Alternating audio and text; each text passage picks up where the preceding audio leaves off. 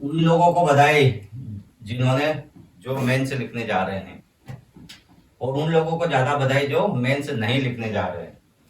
लेकिन शुरुआत दोनों की लिखने से ही होगी। जिनका नहीं हुआ है वो मेंस से ही शुरुआत करो, मेंस लिखने से ही शुरुआत करो। मेंस यदि लिखना आ गया, टॉपिक क्लियर हो जाएंगे, तो तुम्हारा नेक्स्ट जो मेंस आएगी उसमें अच्छे से अपना परफॉर्मेंस कर सकोगे। और जो लिख रहे हैं वो भी अच्छे से तैयारी करें, खासकर उन बिंदुओं पर ध्यान दें जो टॉपिक के मेन मेन है। जैसे अभी देखेंगे, अभी जो लिखने जा रहे हैं वो अरब आक्रमण, अरब आक्रमण के कारण और परिणाम, मध्यकालीन भारत, गजनवी और गोरी के पढ़ेंगे। गजनवी और गोरी। अरब आक्रमण, सबसे पहले अरब आक्रमण भारत पर कब हुआ? तो सबसे पहले कब हुआ था? 712 ईस्वी में। किसके नेतृत्व में हुआ था? तो मोहम्मद कासिम के नेतृत्व में हुआ था। मोहम्मद कासिम कौन था? अरब सेनापति था। मोहम्मद कासिम अरब सेनापति था। सबसे पहले आक्रमण उन्होंने 712 ईस्वी में सिंध प्रांत पर किया था। और वहां के राजा कौन थे? दाहिर, जो ब्राह्मण वंश का था, यह ब्राह्मण राजा था सिंध पर। अरब आक्रमण सबसे पहले कब हुआ था? तो सिंध पर हुआ था 712 ईस्वी में। जो प्रीलिम्स की तैयारी कर रहे हैं, प्रीलिम्स की,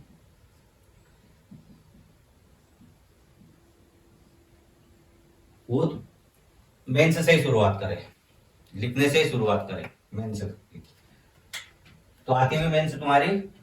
और लिखने से शुरुआत करने से अर्थ है कि टॉपिक को तुम पढ़ते हो, पढ़ना अच्छी बात है, लेकिन कैसे पढ़ते हो ये महत्वपूर्ण रखता है। तो पढ़ने के साथ लिखना महत्वपूर्ण रखता है। तो गजनवी, गजनवी सबसे पहले देखो, गजनवी कौन था? गजनवी महमूद गजनवी कौन था? तो गजनवी सुल्तान था, गजनी का सुल्तान था। इनके पिता का नाम क्या था? महमूद, महमूद सुबुक्तुगन का पुत्र था। महमूद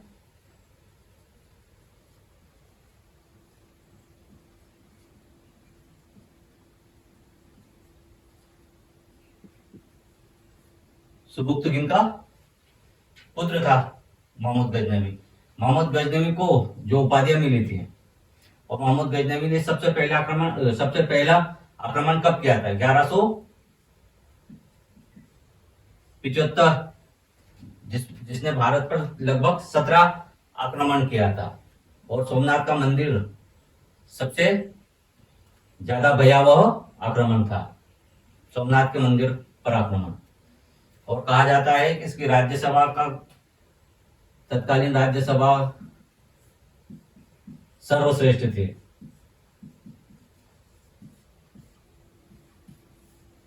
संरचना को सबसे सर्वश्रेष्ठ थी गजनवी। तो इसकी दो उपाधियां थी, इनको दो उपाधियां मिली थी। सबसे पहले यामुनउद्दौला और दूसरे आमीन उल मिल्लत। मोहम्मद गजनवी की दो उपाधियां। कभी कभी मोहम्मद गजनवी से ये पूछता है, यामू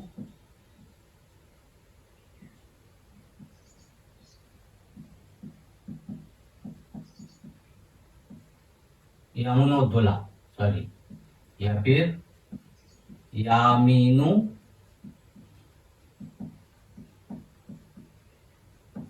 ये उसकी उपाधि भी पूछ लेते हैं, यामीनू उद्दौला, या फिर आमीन उल मिन्नत, आमीन उल मिन्नत।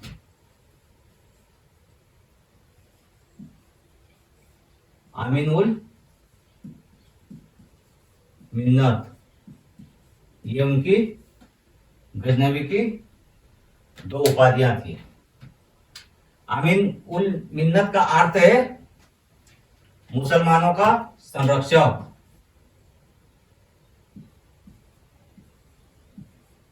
संरक्षक मुसलमानों का, और यामीनु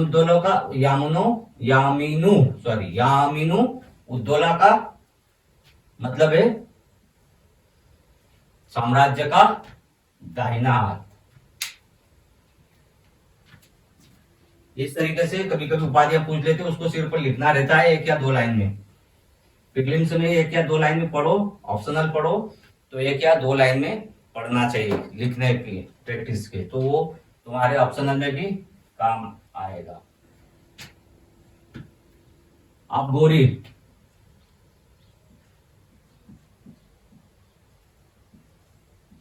मोहम्मद गोरी, इसके तो बहुत महत्वपूर्ण युद्ध है, भारत पर आक्रमण जो किया था। तराइन का प्रथम युद्ध, द्वितीय युद्ध, तराइन का प्रथम युद्ध, खासकर तराइन के प्रथम युद्ध या द्वितीय युद्ध से प्रश्न पूछे जाते हैं। तराइन का प्रथम युद्ध या द्वितीय युद्ध, तो समझ में आया। अरब आक्रमण 712 ईस्वी, मोहम्मद कासिम के नेतृत्व में राजा दाहिर को पराजित कर अरब शासन की स्थापना। इसका कारण और परिणाम, सबसे पहले अरब आक्रमण का वन लाइनर प्रश्न आता है कि कारण और परिणाम क्या था। अरब आक्रमण का कारण क्या था और परिणाम। सबसे पहले भारत में अरबों का शासन की स्थापना, अरबों का भारतीय दर्शन और स्थापत्य कला और ज्योतिष का प्रभाव, अत्यधिक प्रभाव, ये तुम्हारा अरब आक्रमण में आएगा। गजनवी हो गया। अभी 17 आक्रमण, जिसमें सबसे महत्वपूर्ण जो था वो सोमनाथ का आक्रमण। यदि मोहम्मद गजनवी आया वन लाइनर तो क्या लिखोगे। सबसे पहले गजनी का शासक महमूद सुबुक्तुद्दीन का पुत्र था, जिसने भारत पर 17 आक्रमण किया है। कई आक्रमण किए, जिनमें से सोमनाथ का आक्रमण महत्वपूर्ण था। यदि गजनवी से प्रश्न बनते हैं तो इसके 2 उपाधियां, ऊपरी तौर से इसको डीप में नहीं पढ़ना है, प्रश्न वही आते। तुम जितना भी डीप में या गहराई में पढ़ोगे ना प्रीलिम के लिए, उतना तुम्हारे लिए घातक सिद्ध है। मेंस के लिए तुम्हें प्रीलिम ही नहीं करना है, तुम्हें मेंस से भी करना है। तो जो मेंस में प्रश्न बनते हैं वही प्रीलिम्स में आते हैं क्वेश्चन, उसी से प्रश्न उठाते हैं प्रीलिम्स में। कुछ परसेंट यदि छोड़ दिया जाए तो, यदि तुम मेंस पे फोकस रखोगे ना, तुम्हारे प्रीलिम्स क्लियर हो जाएगी।